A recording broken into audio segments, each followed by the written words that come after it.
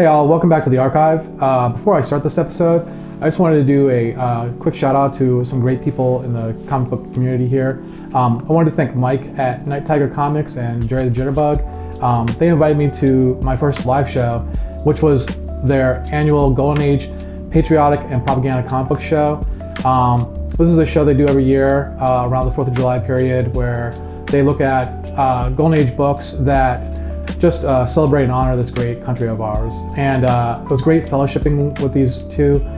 They are sincerely kind and generous people, both behind the camera and in front of it. And they made me feel very comfortable on the show. And yeah, it was great. I felt like I made some good friends and I look forward to doing future live shows with them.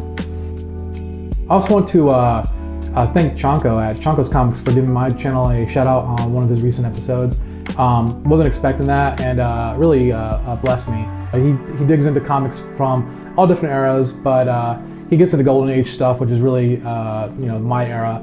And but he does it with like a kind of a raw punk rock sensibility, which is completely my scene. So if you're into that kind of a punk rock ethos, I think you'll like his channel. So check that out. Yeah, that's all I wanted to say, and let's get back into the episode. Okay, I've tried to line this up as best as I could as far as the graphics are concerned. And the pulp I'm using is a furnish that I had created for a previous book. I watered it down a little bit more because it was a little too concentrated, but we'll see how this goes.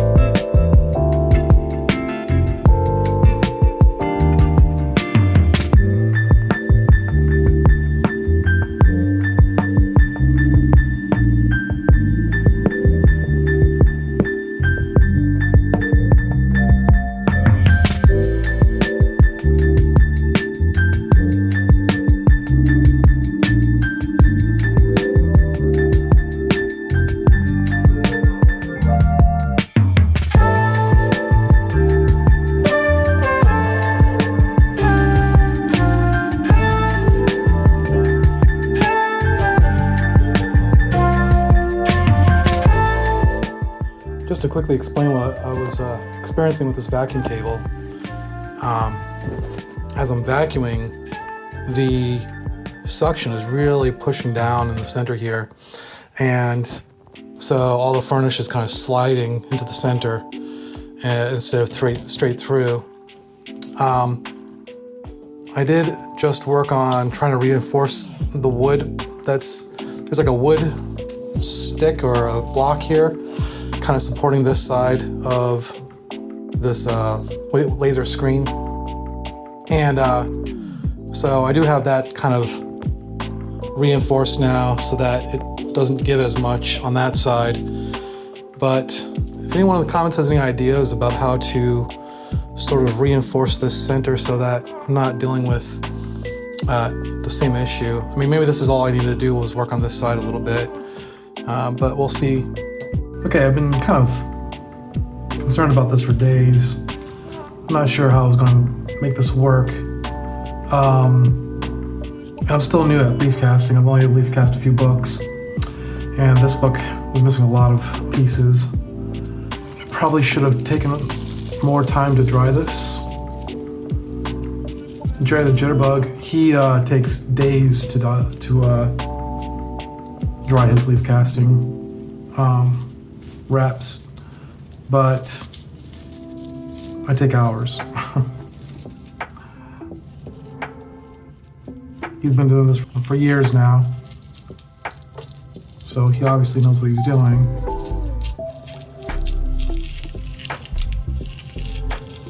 But I'm too impatient.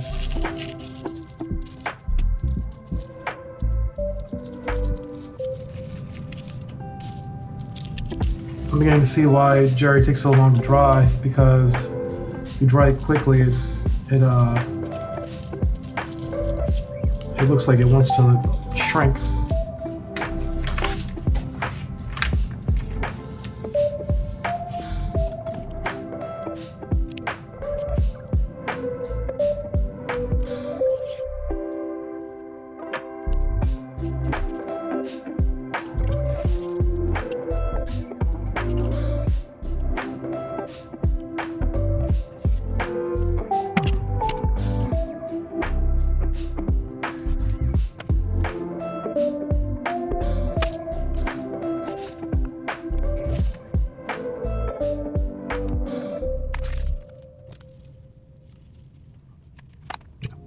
But this is the end result, and it's kind of a horrible mess. You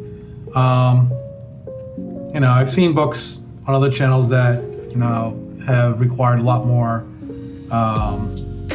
leaf casting than this, but I'm not happy with this. I had to go in with tear seals in a lot of areas to repair even after I was leaf casting, because the cover was cracking all over the place. So it is what it is. It's a learning experience, you know. Maybe when it comes together, it'll look a little bit better, but it's in a rough condition. I just want to prepare people for that before I get too much further into this.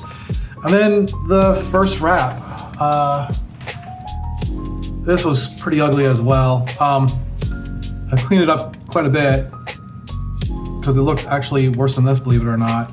But I didn't want to get into another situation like I did in my last project, where I was creating a new furnish just for one wrap. This is pretty beat, but it's not nearly as beat as that last project. It's got all kinds of weird stains, like this stain here, and stains down here. This is actually the front of the wrap, actually. It's even worse. All right, I'm just cleaning these wraps and fixing them as I clean them. So I'll throw them in an aqueous bath, and then instead of just throwing them right into the press, while they're still damp, I'm just kind of fixing up the tears where I see them. And this wrap's not too bad. This is, I think, the second wrap in, maybe the third wrap in. And I just got a tear here. There's a tear that's going through all these wraps, actually. And then I just kind of want to solidify the bottom here. And I've been using this darker Tengujo again. The problem with this stuff is that it's much, much thinner than the white stuff, and so you almost kind of have to double or triple up on it in order to get the same strength as the standard Tengujo. And I was using methyl cellulose, but I'm going to use this nori, I think, for the rest of the wraps, just to see if it is a little bit stronger than the methyl cellulose I was using. As I'm working on this book, a bunch of comic creators, comic channels, YouTube channels, including Dr. Paul at Liberty Hill Comics, went to HeroCon, which I think is in North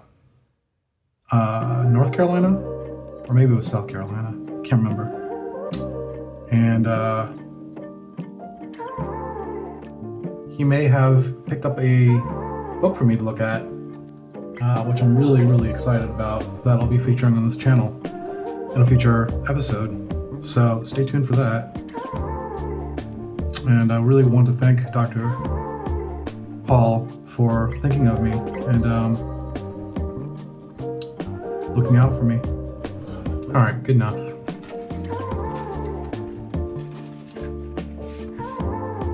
I'm gonna go ahead and lay this under the old press, aka the shelf press, and keep on working on these wraps.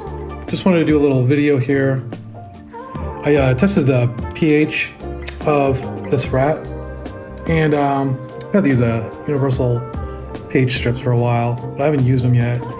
And this is really for Professor Peter Lacci's benefit, because he does this with nearly every rat that he works on, and it's good practice, and just to know where you're coming from and where you're going as far as if the calcium hydroxide bath that you're putting the rats through is actually doing anything. So as you can see here, I started with something between like a 3 and a 4. I'm sure you can make that out on this wrap.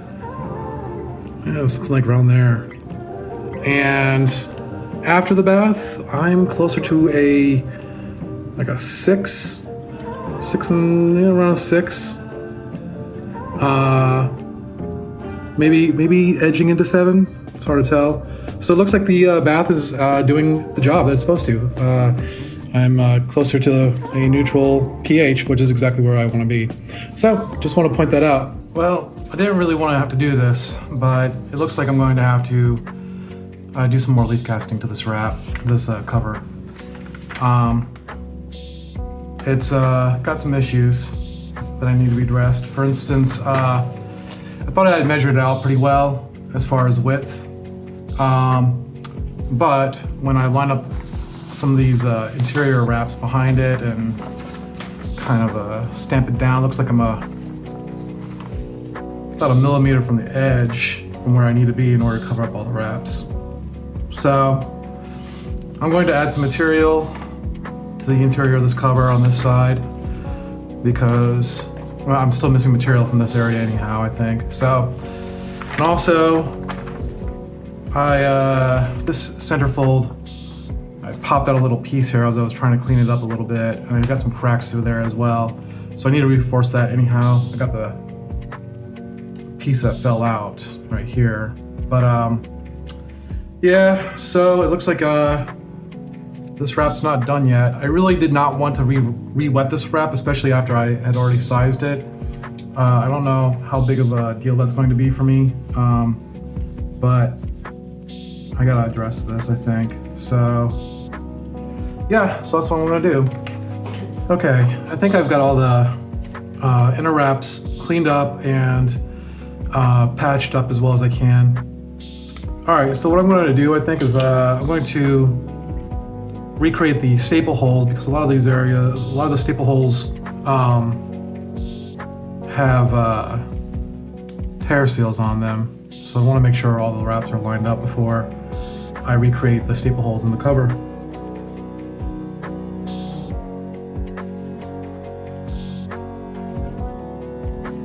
Sorry for doing so much of that off camera, but when you're working on like really difficult books, sometimes you just can't let the camera kind of get in your way, both physically and mentally. So I tried to create a spine on this by using methyl cellulose as I was kind of bending the spine here, or curving it over this hanger. I still need to work it a little bit, I think, more, but I want to go ahead and cut the cover where I have it. And I already did an outline, not an outline, but I got the general area, I think, where I want it. I was trying to say before that if you let doubt freeze you up, you won't ever do anything. So you just got to sometimes forge ahead and hope it's right.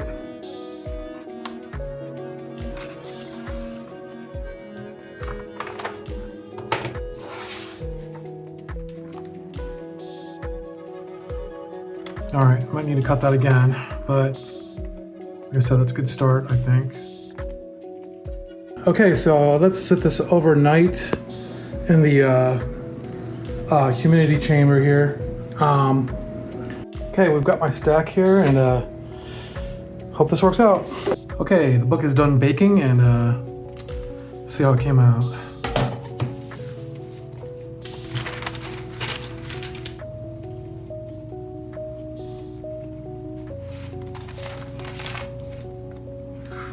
Okay, I mean, all things considered, it doesn't look too too bad. Well, I've never experienced as many issues as I have with this book. This was a major pain in the butt, and I am not exactly happy with the results here. The question is, though, is the book in a worse off condition than when I started? I don't know. I mean,